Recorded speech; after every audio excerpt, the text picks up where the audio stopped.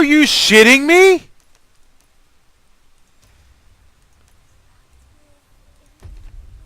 You're fucking kidding me.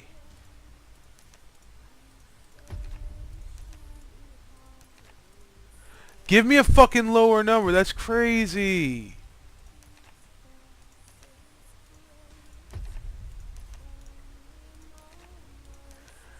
You've got to be kidding me. That's insane. I'm sitting there in party talking to somebody, having somebody walk around me constantly. Next thing you know, they walk up to me, stand in front of me for 2 seconds, then no texts are going through, and I'm disconnected. The next thing you know, I'm in the longest queue you'd ever see. I have never seen a queue over 1,000 since they had serious server issues. Oh wow, now it's just going back up instead of letting me back in. What is this?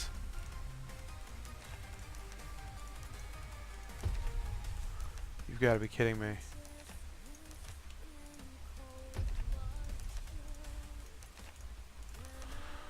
Let me in, little Bo Peep.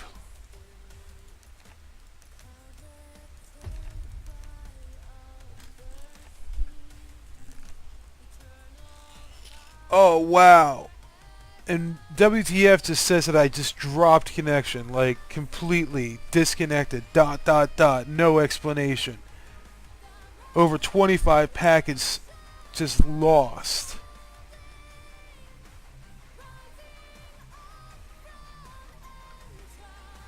What? That is completely unusual.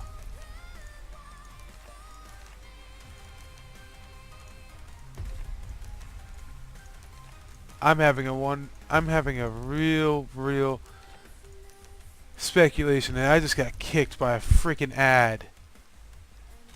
As I'm sitting there helping a newbie to the game, I got kicked by an ad. At least that's what I'm thinking. Ad, mod, whatever you want to call them. Just because I'm sitting in front of a vendor and they think I'm AFK. Like, the AFK bar didn't even show up on my character. It's an MMO. People stop and talk all the time.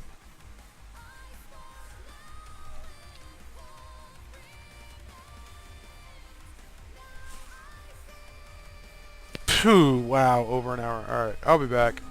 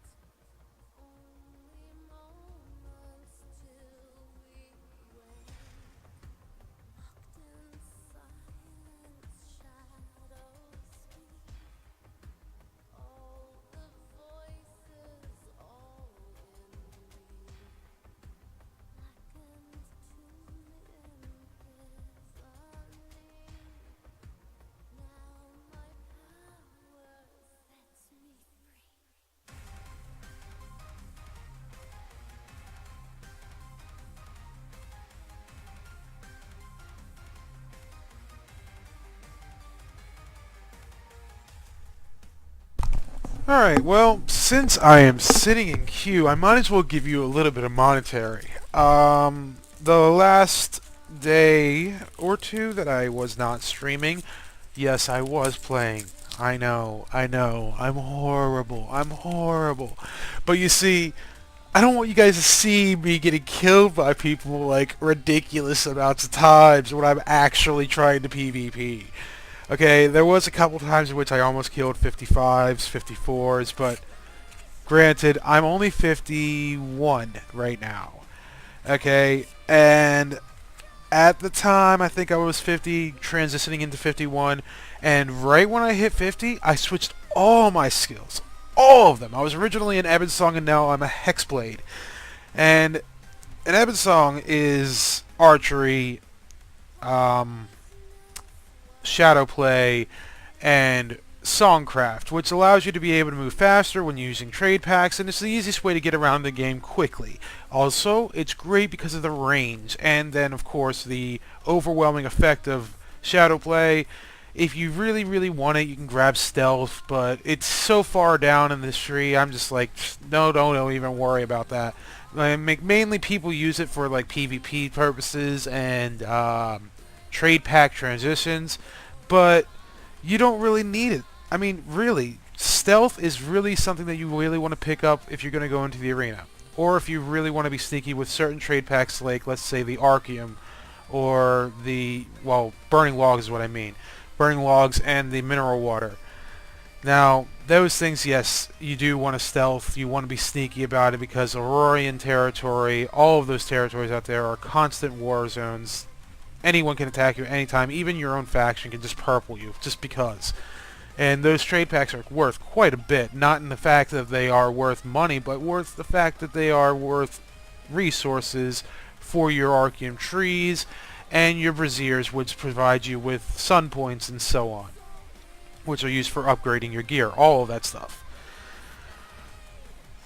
But yeah, so Ebonsong was a really fun class to level up with. Right when you get into the game, it's fast, it's long range, great.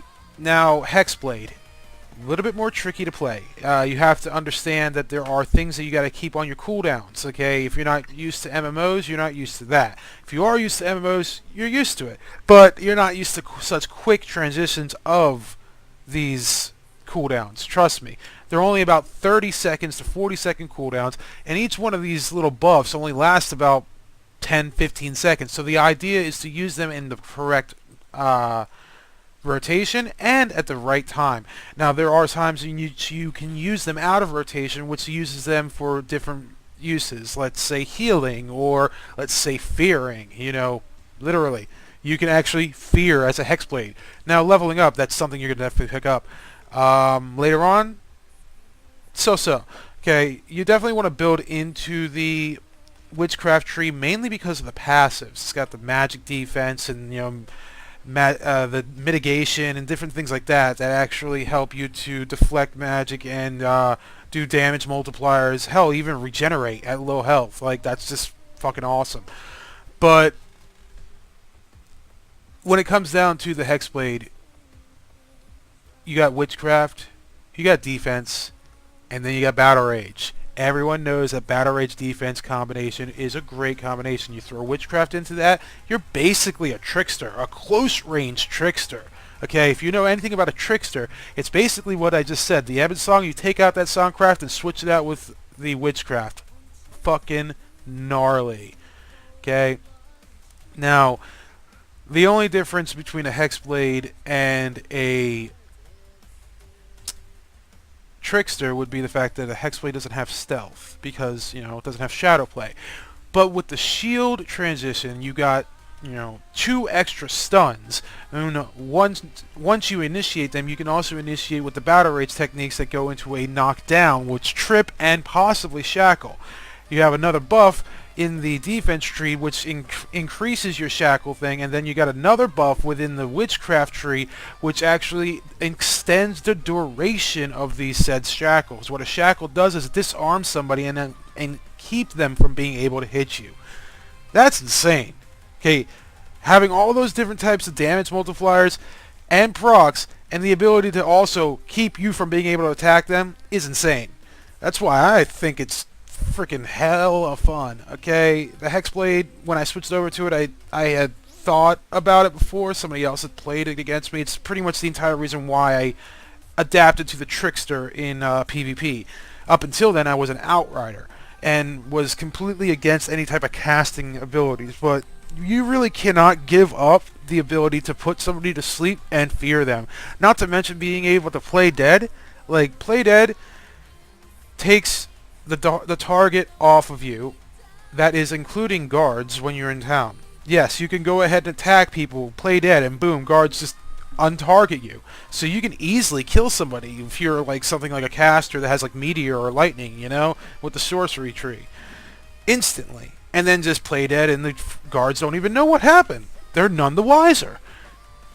So, when you got that in mind, you're just thinking, what can you do to beat a Hexblade? Okay, what can you do to beat a Trickster? Well, there isn't very much, okay? The only thing you can do is remember that these particular two classes, one is a glass cannon, and the other one has a seriously high defense, both in magic and in physical, depending on how they built their trees. I am a passive god, okay? I love those passives in every one of those trees. Not everyone picks them up. A lot of people pick up those skills, okay?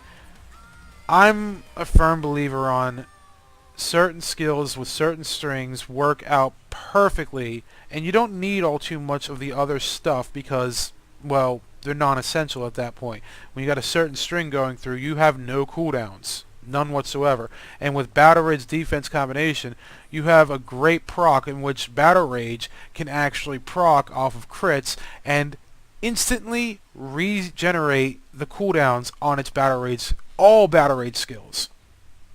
Yeah, that means you can continuously attack back to back to back, non-stop, so long as you're crit, crit, crit, crit, crit.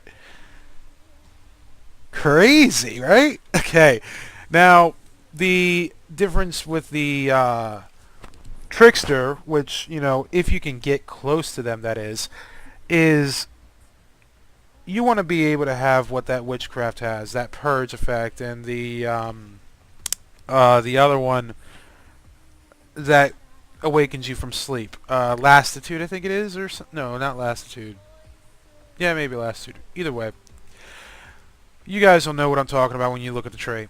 Okay, it's a skill that awakens you from all sleeps, and you can just cast it when you're going to sleep, or it immunes you from sleep. Okay, and you can cast that Bond Breaker that breaks you out of sleep, and that casts, and you can actually keep yourself from being put to sleep.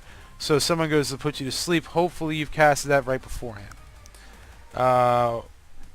Works out great.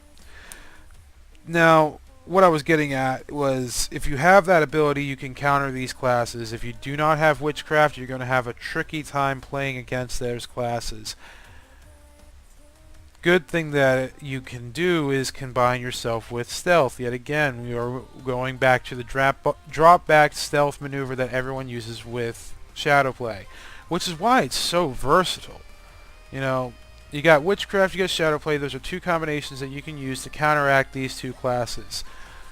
There isn't very much else that you can use to counteract these classes except for sheer luck with your shields, your shield block procs, your deflect and retaliate block proc. Like, it's really just a matter of luck at that point if you don't have those other two things. You got skill, but then you also have gear score. Like, there is a huge difference in how the battle transitions on people with gear score. Okay, there have been stories of people with 6k gear score beating people with 9k gear score or 8k gear score, and hell, I even have a friend who has explained that he's done such things. But at the same time, those types of things are few and far in between. And not only that, there's so many variables that you can put into consideration. Okay, was the other person really paying attention, or were they even trying? Okay, really, gear score does make a huge difference in this game, but not so much as it does in BDO. See, now in BDO, there's a huge difference in gear score with all sorts of different people. Most of the people you see in streams have like 150, 160 DP or AP. Okay, most of the people that are actually out there, you know, doing the World War conquest such things are in the 300s, if not 500s of DP or AP or combined of the two. Okay, that's a hell of a big difference in that game. In this game, 1,000 to 2,000 gear score difference earlier on when you're not 55 does make a big difference. Later on when you're 55 doesn't make a huge difference. But 3,000 or more gear score is basically like that, you know, in BDO. A 160 going up against somebody with 300. Okay, that is insane differences.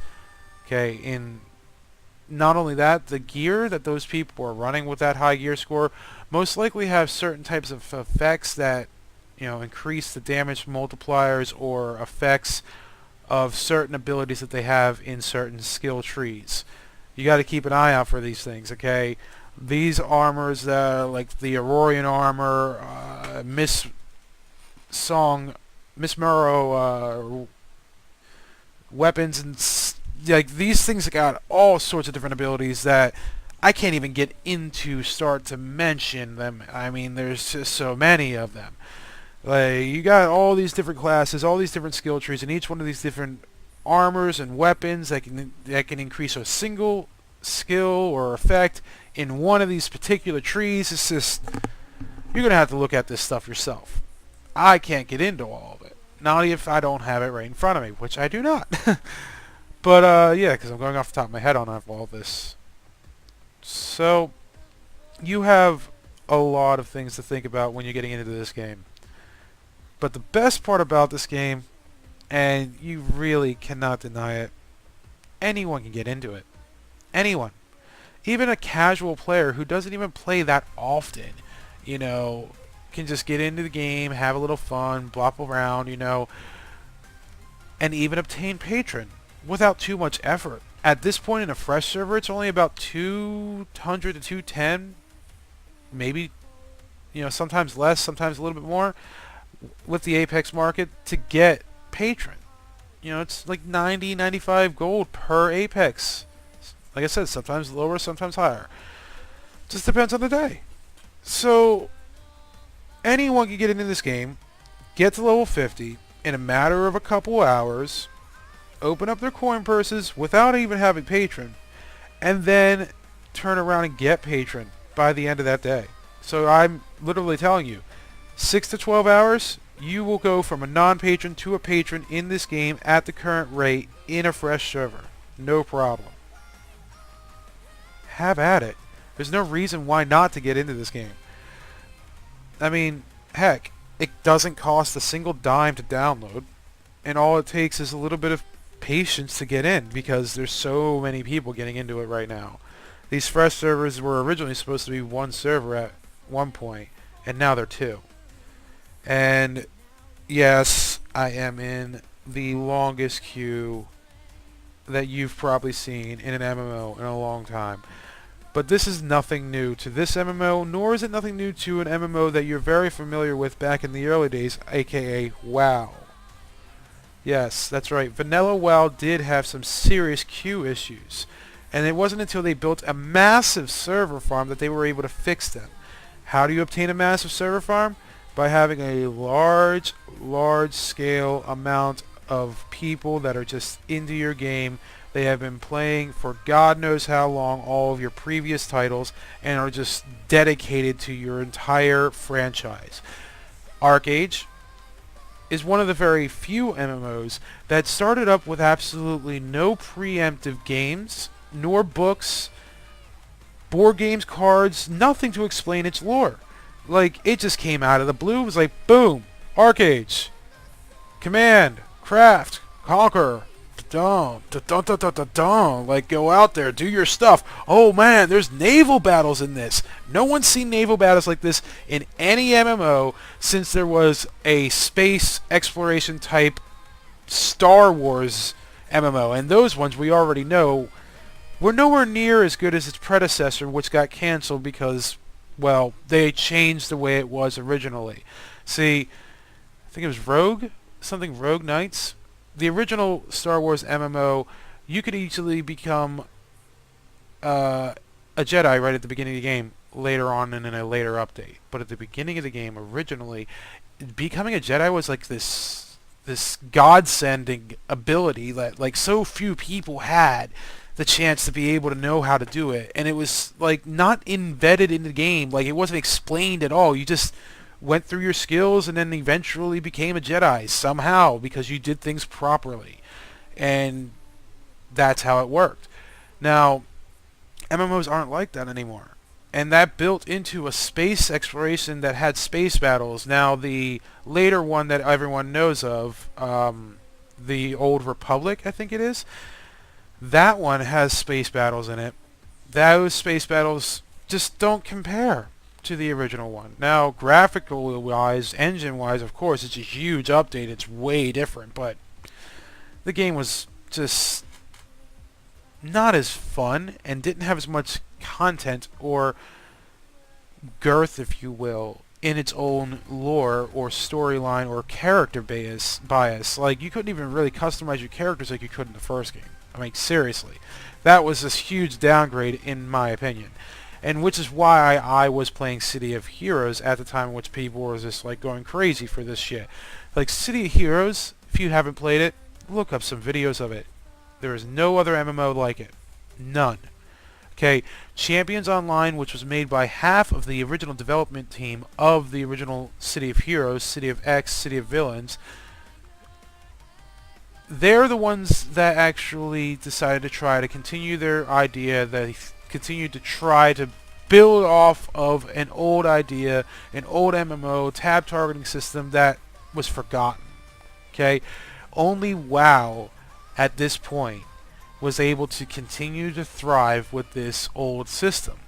Every other MMO that had come out since then was just some weird rehash of it that was just some pay-to-win, free-to-play version of it. It just wasn't worth getting into MMOs at that time. There was City of Heroes until it went down, and then there was WoW. And then most of the people that did not want to get back into WoW were playing Ragnarok Online. Yes, Ragnarok Online and Ethereal Saga. Like, what? Are you kidding me? Now, granted, these are great MMOs, but they are like second-gen MMOs. They went from a third-gen MMO to a second-gen MMO because of the simple fact that they were done with the tab targeting system. What were people realizing? What were developers realizing? That they wanted something different. They looked at these second-gen MMOs. What did they have different?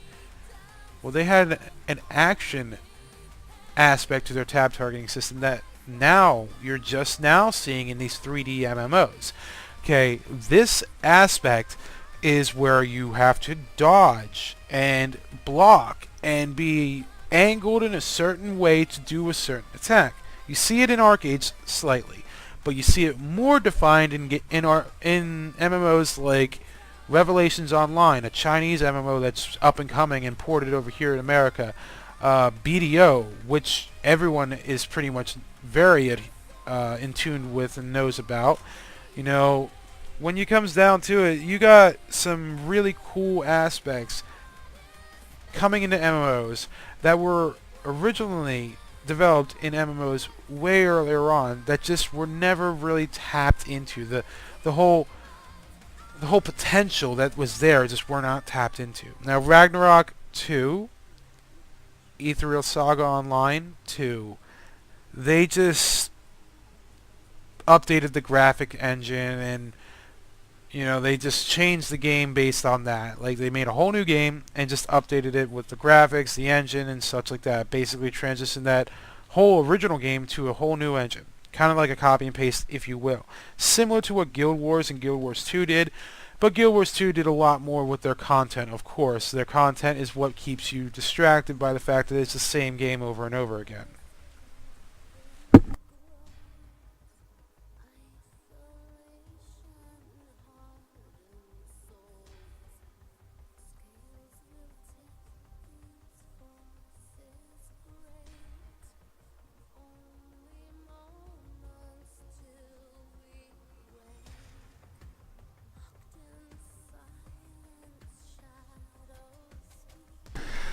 Sorry about that, I got a little distracted there. But when it comes down to it, these MMOs bringing in these new ideas, so to say, which are technically old ideas, and I'm just now noticing it.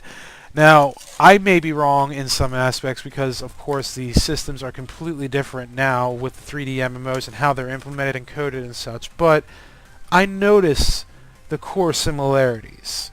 I don't know if you guys do, but I can't help but notice it. I mean, I've been playing MMOs since I was 12 years old. I'm 26 now. I've been around the block. Not to mention, I'm a very, very big min-maxer. Okay, I just cannot help but min-max on any MMO that I play. If you're wondering what that sound is, I'm putting ice into a cup for some water. But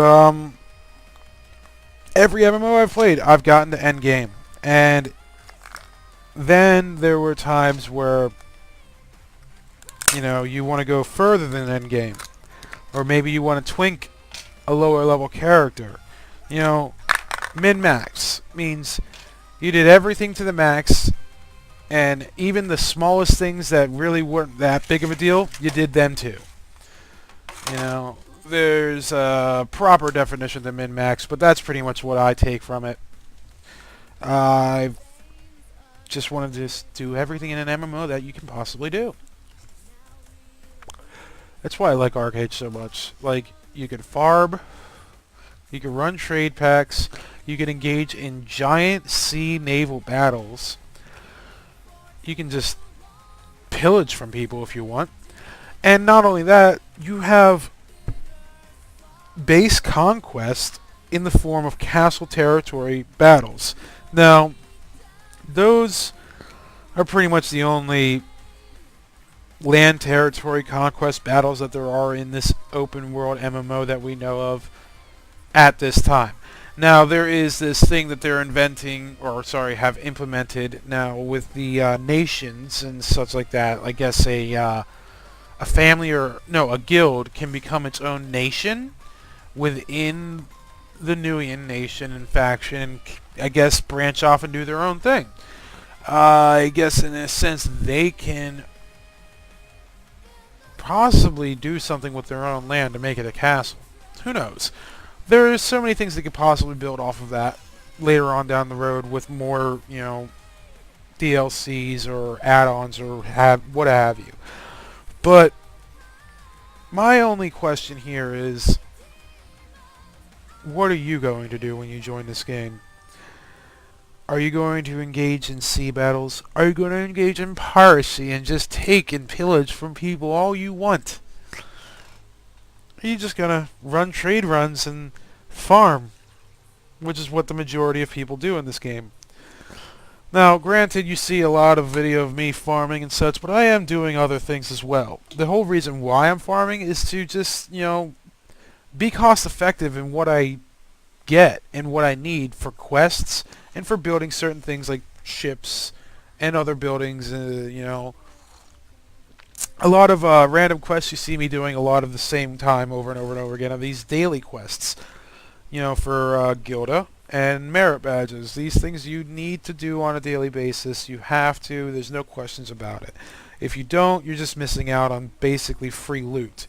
And when I say free loot, I don't mean the single, like, armors and stupid, all that stuff that I say stupid shit, but all the stuff that you essentially need from mobs. I'm saying something different, something that is, you wouldn't get it unless you had this particular item. That would be certain mounts, certain costumes. Hell, they've even added certain types of structures, like farms and mansions and houses, that you can only get with merit badges or guildas. Like, all housing, all vehicles in this game is bought with Gilda, aside from the merit badge ones. And no, there's no loyalty ones, not that I know of. So, you got that to think about. When you're getting into this game, there is things that you have to do on a daily basis. Now, you don't have to do it daily every single day that you're, but whenever you get on the game, you should do these things because it's just free loot. It's things that you're going to need anyway. Going to want later on. Patron. I touched on that very briefly in the beginning of this conversation, and I have to say, something that you should know when you're getting into this game. Patron is almost a necessity at this point in the game. Well, even since the beginning of the game, honestly. The whole game is built around this labor system. And, okay, when you first get into the game, you're going to be like, I don't like this system. They should just get rid of it, this, that, and the other. But, no. The whole game is built around it. And also, it's like the most effective way to make this game feel like more like real life. And, yeah, not everyone wants that in a game. They don't want a real life game. But when you're thinking of a sandbox, MMO, or even a survival game type sandbox MMO, like when you got base creation and structures, okay, most of these survivor games, you can go out and do this thing and create things and have no stop until whatever, so long as you have the materials, okay? In an MMO, if you had that, that would be that everybody would have a fully built house right at the beginning of the game with no problem, because they would just continuously play non-stop until it's done. Now with the labor system, it forces people to stop doing what they're doing with labor and do something else, or altogether stop playing the game. Come back when you have labor at a later time. I think it takes about 24 hours to gain 5,000 labor. I may be wrong, maybe it's more, maybe it's less. Either way, I personally never see 5,000 labor because I'm always using it, even if I have another account. Just on it. Always on it. Always using it. But I do have to get more efficient with my conservation of labor because I'm always all over the place. I'm like chopping logs, getting seeds, crafting ground grain or whatever, what have you, I'm always doing something with my labor. Chopping trees is one of the big things that I'd be using with my labor. At the beginning of the game, it was mostly mining, but that's because, you need stone packs in order to build your houses. You don't really need stone packs for ships. You need iron and fabric and lumber you get from trees. Fabric you get from cotton and sheep. Now that's how you get your fabric. You get the wool, you get the cotton, you make your fabric. There you go. You make your sails out of that. Makes sense, right? Make your ship out of the wood. Makes sense, right? You got your iron. Makes the frame. Makes sense. Okay, so you got all that. You understand that. Stone, more for the housing. Either way, when you're out mining for stone, you're mining all iron ores. You're going to get a crap ton of iron. By the time you've built a thatched farmhouse or a 16 by 16 farm or both, you've got enough iron to build 2 or 3, 4, 5 ships maybe. Like, come on. Just pump them out like crazy. All you got to do is get the lumber and fabric. And fabric's relatively easy. The lumber is the tricky part. If you don't have land, you got to find lumber wherever you can find it out in the random. Sometimes you'll find illegal farms. Other times it's just randomly because the game just spawns them up. But I need to take a break here for a second. Just looking at the queue, it's just not doing it for me. I'll be back. Enjoy your commercial break.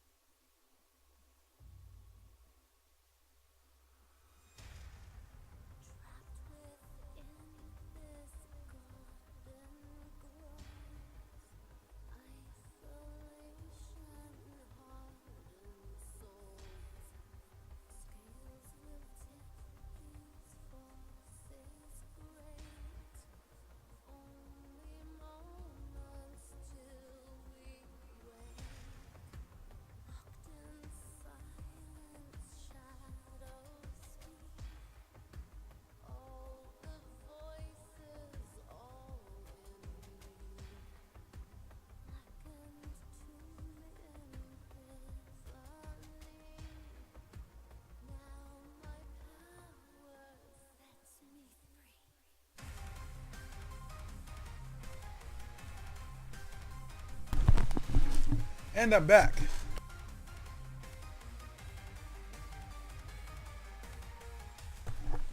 Need a sip of water though.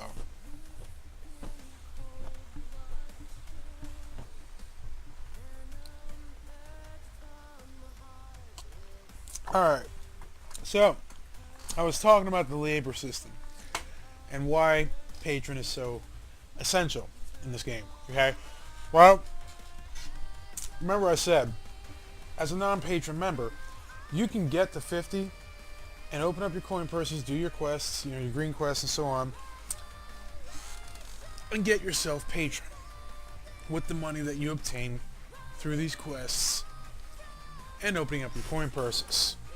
But as you do so, you're going to learn and realize very quickly, if you hover your mouse over the labor bar that says, as a non-patron, 2,000 max, you only gain 5 labor every 5 minutes while you're online, not while you're offline. That's right. As a non-patron member, they require you to play the game every minute on the minute just to get 1 labor. Now, I say it like that because, as I explain patron, you're going to understand real quickly what this is all about. Patron members. Well, before I get into that, as a non-patron member, you also cannot own land. That is another essential reason why you need to own patron. As a non-patron member, you have to go to a mechanic, or, the guys that are in front of these smelters for iron and such. You literally have to go to these guys to repair your gear. Then you also have to go to the auction house guys to be able to even purchase something off the auction house. But if you want to list something on the auction house, you need an auction house license, which is like 300 credits. Which means you're putting money into the game regardless. Or you're getting an Apex regardless, which is an in-game currency which you use to get patron. Like I said, that's how you do it when you're not a patron. You get Apexes, you become a patron. You get 2 of them. Convert them to credits, go to the website, use those credits to buy patron, boom, boom, done. Now, here's the thing. As a patron member,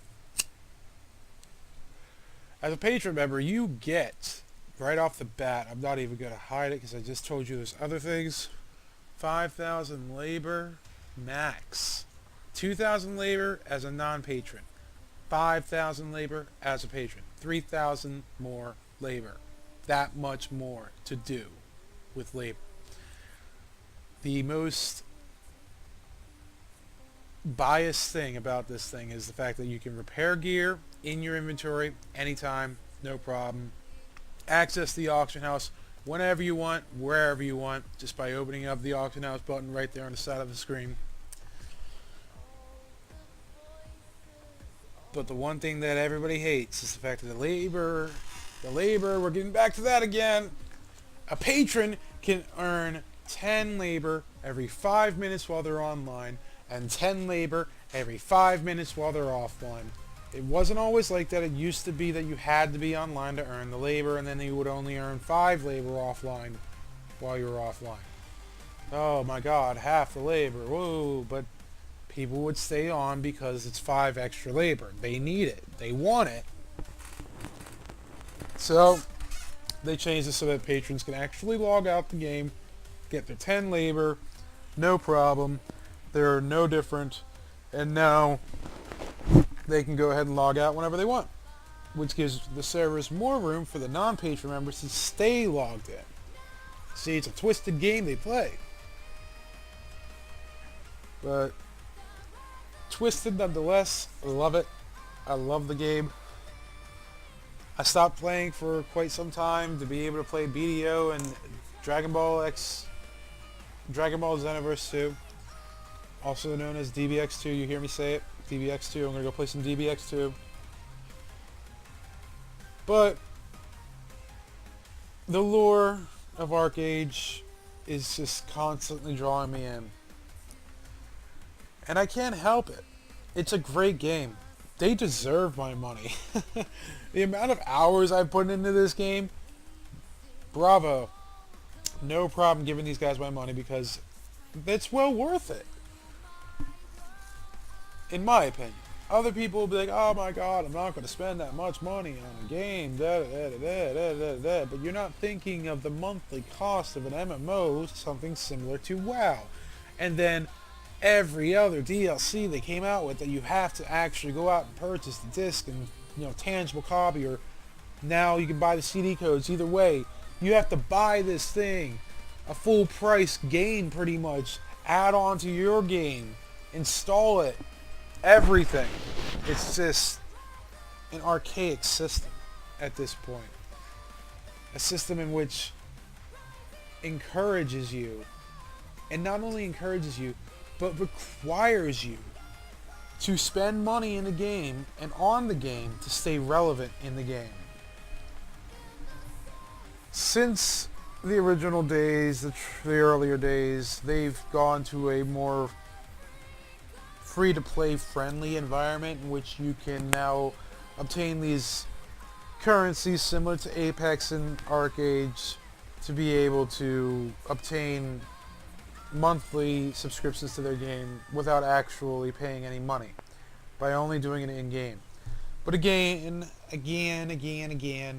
it requires you to be in-game for a long period of time to do a lot of these crazy things that as a low level it would be almost impossible to obtain, but as a high level it's just like, okay, I gotta do this thing for this long, and this thing for this long, and this thing for this long. In a matter of 2 to 3 hours I got it, and I can go ahead and boom, I can get in there, I can get out, I can play this game for free pretty much. But still, you gotta pay for these DLCs and such. So which would you rather do? Pay for a monthly subscription and DLCs, or have the option for a monthly subscription and just play the game for fun? Like, you don't really need to worry about a monthly subscription with ArcheAge. All you need to do is keep your eye on the Apex prices, keep your eye on how many days you have left on your patron, and just keep up with that. Relatively easy, actually, once you're in the game. Have patron, own at least the 16x16 farm or more, and are running trade packs. If you're doing something other than trade packs without the land, most likely you're stealing trade packs from other people. It's mainly around those trade packs. There's the occasional people that go out and grind and just do nothing but coin purse grind and PvP, and then just sell whatever the heck they get a hold of in the marketplace. Other people that literally just come across illegal farms, do nothing but spend their labor on just lumber and just sell that. Either way, however you want to play this game is however you want to play it. You can do whatever you want. It is an unscripted MMO, in the sense in which the players can go ahead and do whatever they want, whenever they want, and basically create their own storyline within the game, with their guilds, their families, and so on. The storyline, the story arc of the game itself, really is non-sequential to you, unless you enjoy the lore and so on. You enjoy cinematics and things like that. These are all in the game for you if you enjoy them. If not, it's literally just something that you need for Gilda, that you do for Gilda, and that essentially is the best payout in Gilda. Well, that's all I have to say about ArcheAge and to bring you into this game, really.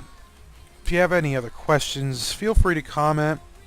I'm going to be live streaming, but I'm not going to be talking the entire time. Mainly because I go AFK, and live streams are just that. You know, it's not really somebody that's sitting there talking to you the entire time. It's whatever's happening in the live stream.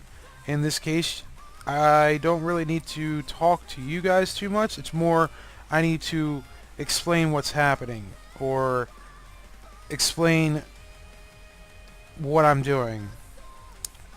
Most of the people that watch this, most of the people that are watching this, that do watch this, they know what they're looking at, they know what they're looking for, and if you're curious, you can just sit back and watch, rewind the live stream at any time and watch previous bits, different parts in which I explain more or show you more.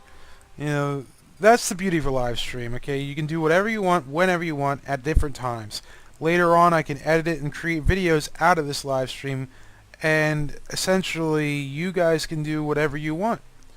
Watch the live streams as they're broadcasted, watch them later on, go through them, or go through my later edited videos.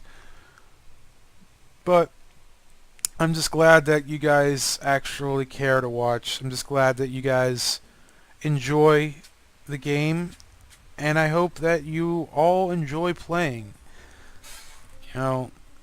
That's really what I'm all about. Making sure everybody has fun. Alright, I'll talk to you guys when I start to feel like I should say something again.